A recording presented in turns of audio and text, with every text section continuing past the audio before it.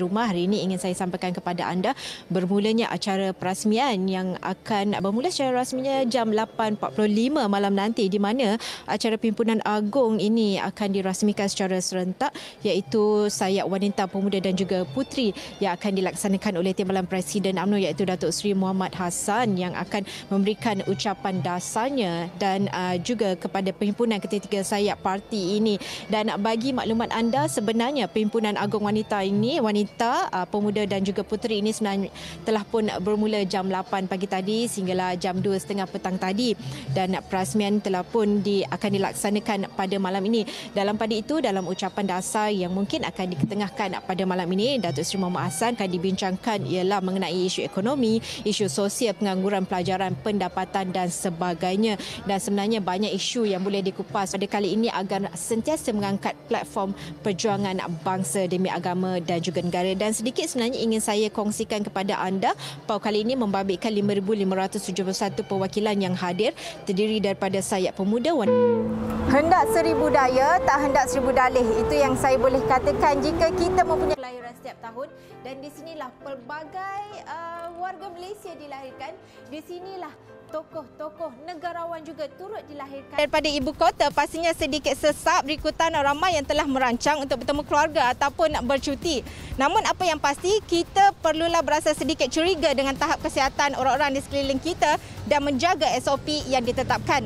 Jangan kita berasa degil ataupun kebal dengan wabak COVID-19 ini kerana kita akan membahayakan keluarga, masyarakat dan juga orang di sekeliling kita. Tiket sudah ditempah sebulan lebih awal untuk balik ke kampung sehari sebelum Aidilfitri, namun tidak menyangka. Hai, selamat Hari Raya kami semua ucapkan, walaupun hari ini tiba-tiba kita beraya, tapi semangat raya tetap kena ada. Sebab bukannya apa, raya ni setahun sekali, lagi-lagi dah 2 tahun tak dapat beraya ni. Jadi kepada yang last minute packing ataupun panik tiba-tiba, jangan risau sebab raya tetap raya. Laporan Salina Zakaria untuk TV3. Selamat Hari Raya. Campak monyet ini tidak sepatutnya mencetuskan panik di kalangan manusia berikutan penularannya yang agak lemah di kalangan manusia. Ia berikutan jika dijangkiti virus ini, anda perlulah kontak secara bersemuka bagi tempoh yang agak lama. Dan virus cacar monyet ini juga tidak mudah dijangkiti berbanding dengan virus pernafasan yang lain. Laporan Salina Zakaria, TV3. Tukang jahit menarik nafas lega selepas perniagaan mereka kembali rancak pada tahun ini dengan menerima tempahan lebih awal. Nampaknya baju ni pun dah siap ni, dah nak raya dah ni. Okey, kebanyakan kedai yang saya melakukan tinjauan tadi, tempahan telah pun ditutup. Nampak macam mana kan, raya pun dah nak dekat. Jadi sejak daripada Januari ataupun Februari yang lalu, kebanyakan tempahan baju raya ini sememangnya telah pun ditutup lebih awal. Dan mereka sebenarnya melakukan tempahan ni bukannya apa, kita kan nak balik beraya. Jadi kita kenalah membuat persediaan yang lebih awal. Jadi kepada anda yang mungkin yang masih belum sempat menempah, terpaksalah kita tempah lepas raya nanti. Okey, laporan Salina Zakaria, TV3. Warga kota seperti saya, bukannya apa, pastinya kita amat merindui Bazar Ramadan di Jalan Raja Alang ini dan juga di Jalan Tang. Satu lokasi yang sememang dengan kos bahan makanan dan juga minuman yang meningkat ketika ini, pastinya penggiat industri hotel mahu memberikan yang terbaik kepada pelanggan mereka, terutamanya dalam menawarkan fasiliti yang lebih mesra pelanggan. Hari ini hari pertama, polis boleh memberi budi bicara, namun ingat kita ada 13 hari lagi PKP dan jika boleh sayangilah RM1,000 itu jika tidak mahu dikenakan sebarang tindakan. Manakala kita pula merasa terbeban ekoran ekonomi tidak mampu berjalan seperti biasa. Namun jika kerajaan mengumumkan PKP terpaksa dilakukan semula, ia mungkin sesuatu kaedah ataupun langkah yang terbaik untuk kita kerana yang pasti kita semua mahu hidup normal seperti biasa. Laporan Salina Zakaria, TV3. Kesan terutamanya bagi mereka yang berpendapatan kurang daripada 1,500 sebulan.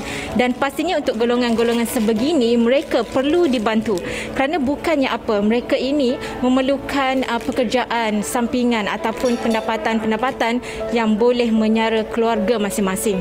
Dan ketika inilah anda di luar sana sebagai seorang ahli perniagaan maupun ini, saya sudah berada di Karnival Kerjaya BN Youth ini yang diadakan untuk sekian kalinya sebenarnya, dan mungkin untuk makluman anda, setelah bertahun-tahun negara berdepan dengan pandemik COVID-19, majlis ini tidak dapat diadakan dan sudah pastinya karnival ini sebenarnya memberi banyak peluang kerjaya kepada belia-belia di luar sana, dan bukan sahaja belia, akan tetapi bagi mereka yang mungkin tidak mendapatkan pekerjaan bolehlah hadir ke karnival ini, kerana karnival ini akan bermula pada hari ini sehinggalah pada Ahad ini nanti.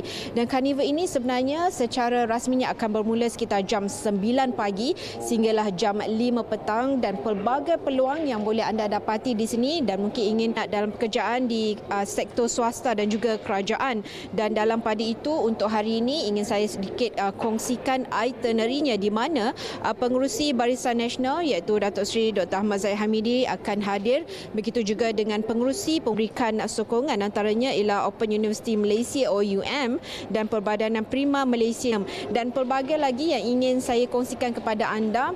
Namun bagi anda yang mungkin ingin merasai sendiri pengalaman ataupun bertanya pelbagai lagi pekerjaan yang mungkin ada ditawarkan di sini, bolehlah hadir ke WTC KL ni bermula hari ini daripada jam 9 pagi sehinggalah jam 5 petang. Dan nampaknya itu saja ingin saya kongsikan kepada anda.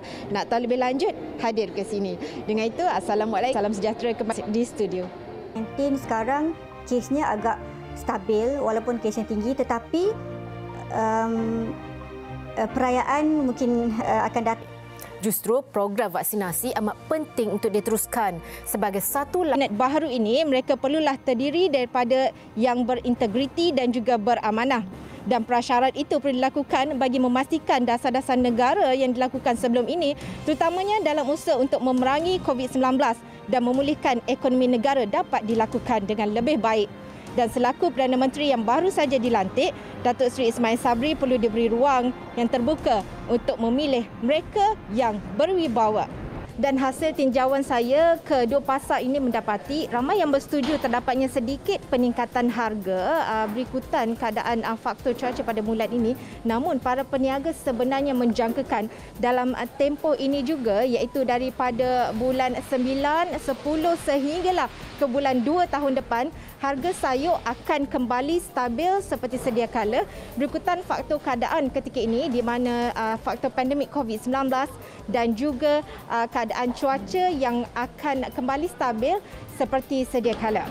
Laporan Salina Zakaria, TV3. Statistik yang dikongsikan kepada pihak media, lebih 600,000 graduan dan mereka yang tidak mempunyai pekerjaan di negara ini menganggur, dan ia pada kadar 4.1%. Dan ia adalah sesuatu yang serius dan perlu dilakukan sesuatu dengan segera.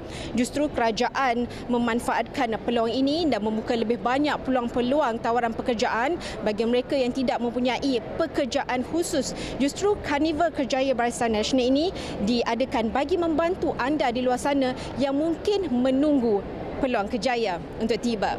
Laporan Salina.